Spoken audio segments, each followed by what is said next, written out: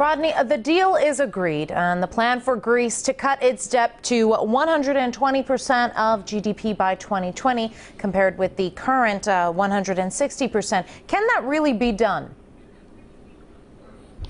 No. When this crisis started, Greece was at 120%, that is to say, national debt, GDP. Over 100% is unrepayable, and that's the situation in the USA. If you add in the austerity measures, it goes up to 170%, and then after 8 years it comes down to another unrepayable level, which is 120%. The plain fact of the matter is these are manipulations to justify the banking occupation of Greece. The Greece people should revolt, because they are being smashed into the ground. Their sovereignty is being destroyed. Their property assets are being sold off. They're being put into poverty and debt peonage, not just for the rest of their lives, but for their children and their grandchildren's lives. The whole thing is a fraud.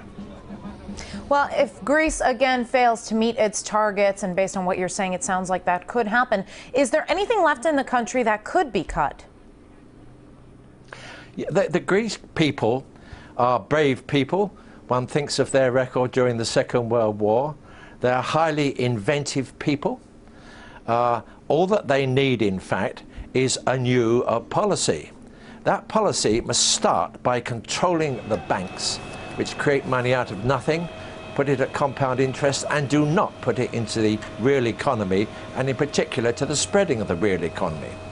And unless then you open up an interest-free supply from your own national bank. But to do that, Greece must get out of the euro and take its own destiny forward in the same way as Iceland is now doing, and doing very successfully. The Dutch finance minister has demanded the establishment of a permanent troika office in Athens to ensure Greece fulfills its obligations. How democratic is this suggestion? This is an office of the financial fascists.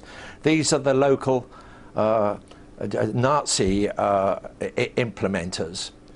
They are the sign that Greece has been occupied, colonialized, and sacrificed for something which is not going to work in any case.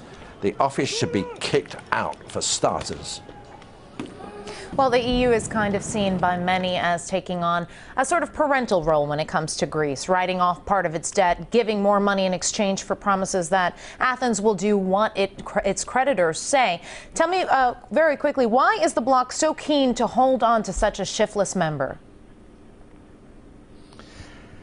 I didn't hear all the question, but the fact of the matter is that the IMF, the EU and the European Central Bank are trying to preserve the situation in Greece, to uphold a crumbling system which is now completely out of control, which is increasing debt all the way around the world, which is not taking account of the fact that jobs are being destroyed by technological shifts, which takes no account of the manipulations, the fraudulent manipulations which come from the uses of computers, for example. One way or another, they are desperate to maintain the situation because they have a belief that it is fair, efficient and just.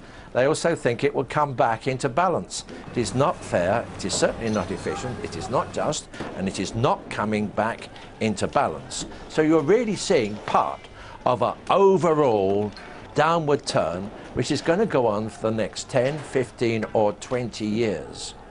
Thank you. That was political analyst Rodney Shakespeare from London.